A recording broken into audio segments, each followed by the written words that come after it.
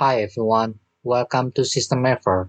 In this video, we are going to explain how the distribution channel setting program works.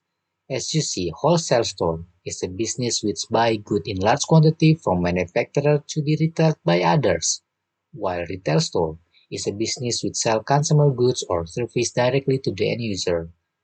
Distribution channel setting is a program for you to set up a price policy and address the type of customer based on the quantity of their buying. In this system, there are two types of distribution channels, but you may add another one which suits your business. The reason why SystemEver separates its distribution channel is because at the end, the system will let you know the detail of sales analysis.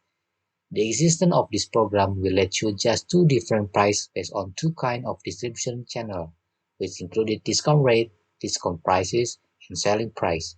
Then if you really want to address another one, you may type consumer here in line number 3, then save it.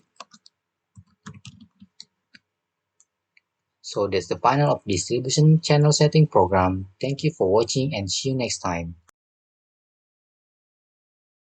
Should you have any inquiry, please feel free to contact us by WhatsApp or drop us email.